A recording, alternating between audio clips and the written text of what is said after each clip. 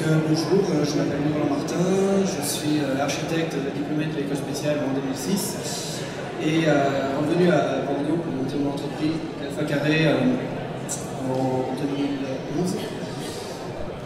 Juste pour vous présenter l'agence, ça c'est un rapide panel des quelques projets que j'ai eu l'occasion de traiter depuis la fondation de l'agence. Je travaille essentiellement avec une clientèle privée, mais sur quand même pas mal de typologies de projets, puisqu'il y a de l'aménagement intérieur, de l'aménagement commercial, beaucoup de réhabilitation et puis aussi du neuf pour des ensembles de logements et commerces. Alors ce projet, c'est un projet un peu particulier pour moi parce que c'est le premier projet de l'agence. C'était un drôle de défi. Déjà sur le programme, puisque mes clients, c'était pas un client, ils étaient trois. Trois jeunes propriétaires qui venaient d'acheter ce bout de terrain accessible par bande d'accès ici depuis la rue et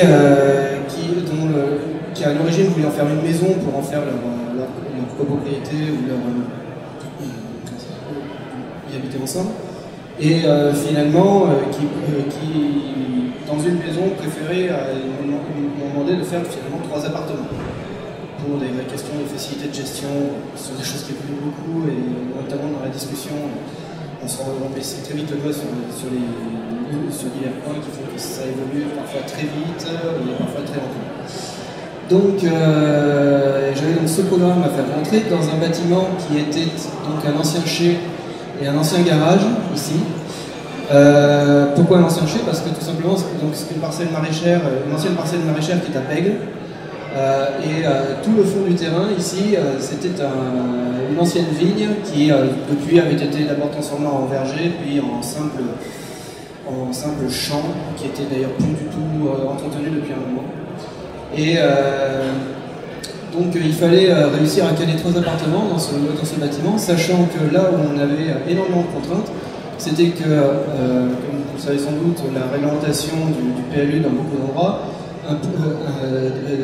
impose des limites en termes d'emprise maximum construite et de recul. Donc là on était en bande B, donc sur une partie dont on ne pouvait construire que 40%, dont une bonne part était déjà pris par les bâtiments existants. Obligé de rester sur la limite existante par rapport à ce bâtiment qui était sur rue. Sinon il fallait, si on détruisait, on devait se retrouver à peu près la moitié ici, la moitié de la bande pour pouvoir être à la bonne distance du bâtiment existant. De l'autre côté, peu de possibilités d'extension puisqu'on était à côté de la limite et ensuite on était inconstructible. Et si on voulait s'étendre au sud, on arrivait contre la limite de propriété, et là pour le coup s'appliquait une contrainte de hauteur, parce que pour pouvoir venir en limite de propriété, on était limité à 3,50 m de haut partout. Donc pas facile de se dire je vais ouvrir au sud ou au sud-ouest, parce que tout simplement on ne pouvait pas. Donc ce qui a été la clé du projet, ça a été justement ce jardin qui était le principal point de qualité du site, puisque finalement on y est en fait avec des dimensions qui font qu'on a vraiment l'impression d'être en pleine campagne, alors qu'on est en plein milieu de Bègle, donc un territoire quand même très urbain. Et ça a donné du coup cette distribution. Le but c'était de faire que chacun des 3 appartements, on avait beau être dans une seule maison, il fallait que les 3 appartements aient chacun leur personnalité, et tous, du coup, s'ouvraient largement sur le jardin. On tournait le dos au reste de l'existant, et on utilisait, on ouvrait au maximum la façade sur le jardin, en s'étalant vers le sud, et donc en acceptant cette contrainte de la limitation de hauteur. Une terrasse venait ensuite faire le lien entre le jardin et l'existant. Donc là, vous avez 2 photos qui vous montrent à quoi ça ressemblait quand j'ai pris l'affaire en cours. Donc la démolition avait été commencée. on voyait plus grand chose et sincèrement au début je me demandais vraiment mais qu'est-ce que je vais pouvoir en faire. Et là sur cette coupe donc vous voyez tout simplement la façon dont on a traité, la partie construction.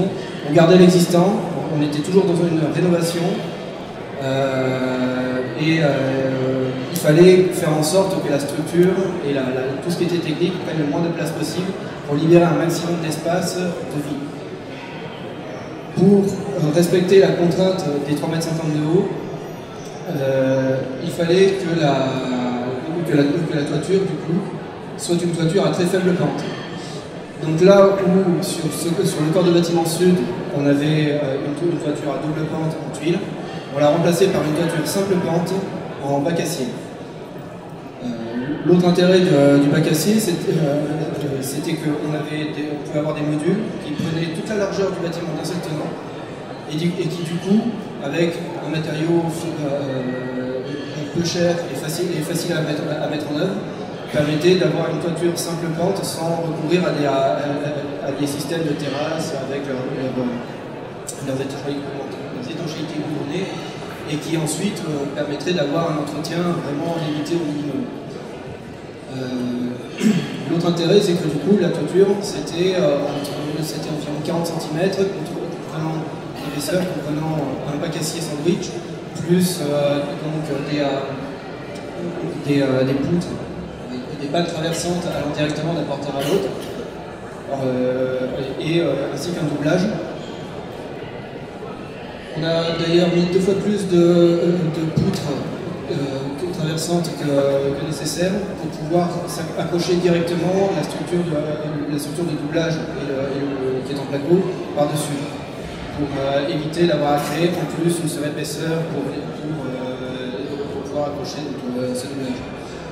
Donc là ici vous voyez on arrive à une hauteur de 2,20 m, 2,30 m, donc qui est largement, qui est tout à fait agréable, largement suffisante, mais qui permet en même temps donc, de laisser passer la technique et de cadrer la vue sur les ouvertures qui sont le principal point du projet. Donc ça c'est le bâtiment à la livraison en 2012. Comme ce qu'on nous demandait c'était quand même une maison, je voulais que malgré la disparité de volumétrie qu'il y avait dans l'existant, on retrouve une unité dans le langage. Et donc c'est pour ça qu'on a choisi cette couleur d'enduit rouge, brique, qui prenait le pas sur l'ensemble et lui donnait une identité très forte. Ce qui fait que très vite, tout le quartier, tout le voisinage a appelé ça la maison rouge. Et comme on parlerait de la maison de papy ou du petit trésor du quartier, bah là c'est la maison rouge. Et pour ses habitants, c'est la colocation du bonheur. Si ça va bien passer à la suivante. Donc vous voyez, on a quelque chose qui est très fluide, autour duquel on tourne assez facilement. On est orienté plein est. Ça avait plusieurs avantages. Ah voilà. Parce que c'est pas forcément l'ouverture idéale pour les pièces de vie. Parce que c'est l'est, on reçoit le soleil directement que le matin. Mais là on est à Bec, c'est une maison dans laquelle les gens vivent, mais finalement comme ils travaillent, ils y travaillent aussi. Donc je me mélange un peu. Donc l'intérêt finalement de s'ouvrir l'est, c'est que d'une part on ouvrait grandement sur le jardin, mais aussi finalement c'était au niveau de la gestion de l'énergie, ce qui était une contrainte, c'est finalement devenu un avantage.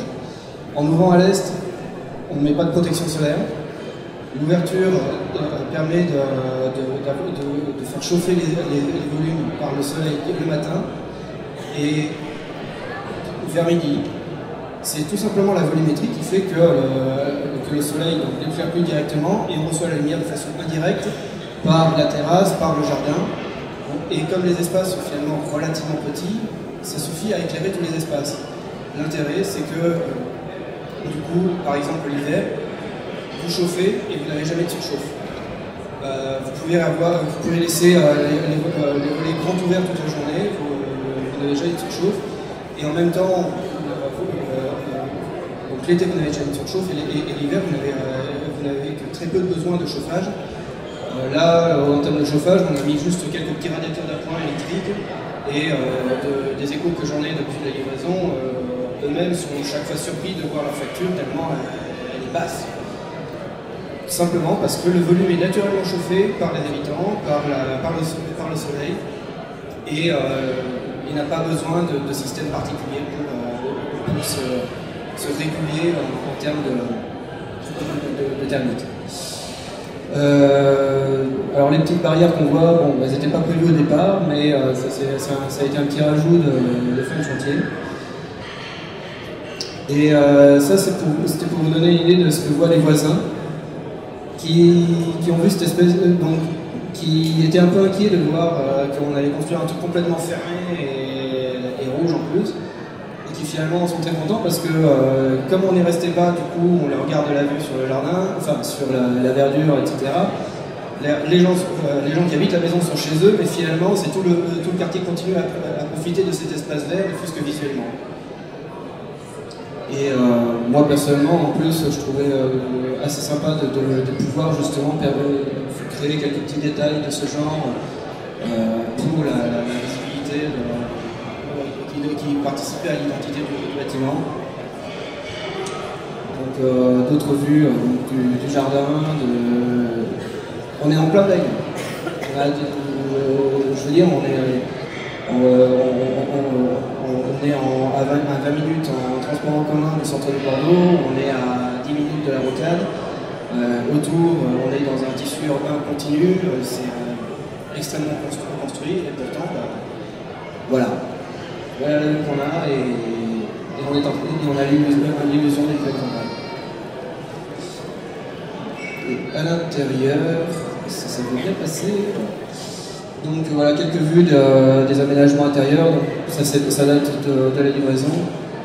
Depuis, donc évidemment, ça a été transformé. Mais enfin, on a rajouté un niveau du mobilier, mais on est resté dans cette idée-là.